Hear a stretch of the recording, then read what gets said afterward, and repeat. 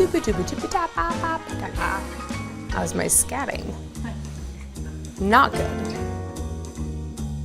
Hi everyone, I'm Meredith Abbott, Culinary Director for Sur La Table, and welcome to On the Table. Today I'm going to show you how to take the sugar cookie and turn it into beautiful edible works of art. Whether you're a novice or just looking for some new inspiration, I've got you covered.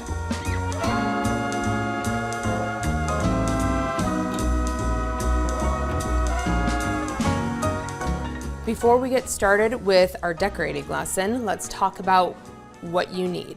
First, your cookie. I am decorating on sugar cookies today, but you can have whatever cutout cookie you like.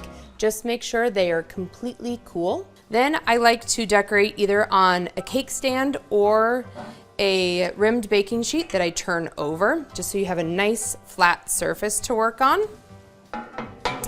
And then your fun part. I like to decorate with royal icing. You can also use buttercream, but for the techniques we're gonna talk about today, they are all focused on royal icing. You're gonna need pastry bags or piping bags, scissors, piping tips, a cake tester or toothpicks to help with some feathering or marbling, gel food colorings, glitters, sparkling sugars, dragées, and whatever other kind of decor you want. But it's great to have them all set out and ready to go before you start your decorating. Now, the really basic, let's talk about how to outline and do line work. So for that, I'm just gonna use my royal icing as is with white, and let's look at the texture of it. It should be pretty thick. I'm gonna give it a stir. And when I let it fall back onto itself, it should hold a line for about 10 seconds before it melts into itself. That's important, so when you outline your cookie, it gets a nice crisp line. Now, I'm gonna fill my piping bag that I have fitted with a small open round piping tip. Now, if you don't have a set of piping tips, or if you don't have this particular one, you can just take the tiniest little snip off the end of your piping bag. To fill your piping bag, I like to use a glass jar. Fold your piping bag over top, like so, and start filling it. I'm not gonna fill it all the way because this is fine line work, and I want to be able to handle the piping bag well. So set this back over here. I'm gonna grab a couple cookies. Grab this one. Okay, so first I'm gonna show you how to outline. I'm gonna work all of that frosting down to the end. Hold the bag in between my pointer finger and my thumb. I'm gonna squeeze a little bit. I'm gonna test it on my parchment paper like that. Now, the first cookie, like when you're making pancakes or really with anything, it might not be the prettiest. It's okay, you can start over. I like to make a little anchor spot and pull that line with even pressure to another spot. Start that again, even pressure, anchor, there you go. If I wanted to do some line work, not just piping an edge around the side, I can do it with the same consistency. So if I wanted to turn this one into a snowflake, say, I could go a line from one side to the other, like so. You could take some edible glitter, and while your frosting is still wet, you can shake it over top, like so. Really coat it so it sticks. Give it a little shake, and then tap it off. And there you go, and then you have a sparkly little snowflake. And keep repeating. It's nice to outline all of the cookies you want to decorate and then move to the next step of filling them in, which is called flooding. So it's always nice to have lots of little bowls and spoons around for this process. I'm gonna thin the royal icing that I used for the lining out with a little bit of water. I'm just gonna start with a couple drops because a little goes a long way. when you're doing this.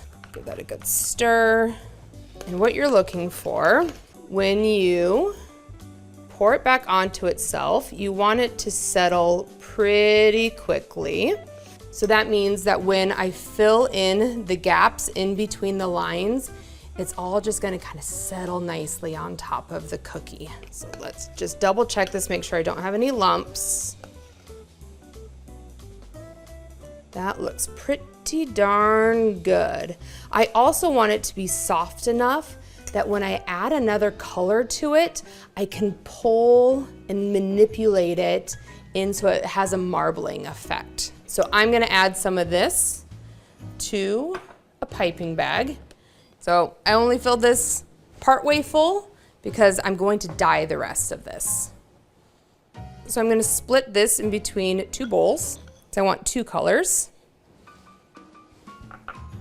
And I'm going to add some gel food coloring. My piping bags are ready to go and I'm ready to flood. So I'm gonna start with my white because that's gonna be my base color. And you can see it's really free flowing on its own here. So I'm just gonna kind of coax it to where it needs to go. And you don't really need a thick coating here. You're looking for an even thin coating. Take your fingers and kind of give it a good little wiggle or jiggle like this. You can take a cake tester or a toothpick and work it into those corners. Fill in any gaps like so. And if you see any air bubbles, you can pop any air bubbles. Do that. Now I'm going to fill in my candy cane. Same way, go all the way around the edges, like so. And if you wanted to put sprinkles on and just decorate with sprinkles, this is when you would add the sprinkles because it would adhere nicely. Okay, and now I'm going to show you how to marble. Okay, I'm gonna start on my candy cane. I'm gonna lay down some stripes in the candy cane, even pressure through like this. And again, you want to make sure that your flooding royal icing and this color are both quite soft. Lovely. So either you could leave it as stripes like this, or take your cake tester or your toothpick and drag it up one way.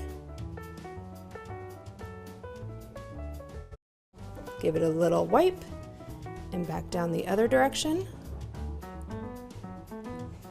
And back in that direction. Kind of makes it look like a little peppermint swirl. And then for the star, you can kind of get crazy with it. This is a really fun thing for kids to do as they can make their own designs. So you could do some leaf shapes and then do some berries as if it was holly. You could do some dots like this. Take a toothpick, drag it through, like a little smiley face a little bit, and there you have it. Flooding, dyeing, and marbling. And now for a technique that I think will be most kids' favorite, but also happens to be my favorite, is turning gel food coloring into watercolor. So on a cookie that has been flooded and is dry, take some food coloring, put a little bit down into a clean bowl, down at the very bottom. So you don't need a lot, very, very little. Add some water. Take a spoon and mix it up. Doesn't have to be perfectly mixed. Take a paintbrush, test it again, always test it on parchment paper to see how it's flowing, and just start painting. You can use some nice long brush strokes like this. I like making trees in this method. It really mimics the branches and the leaves, but it's just a really fun way to get kids involved. You can get as creative as you like with this. And there you have it, a variety of cookie decorating techniques. I hope you have fun decorating your own.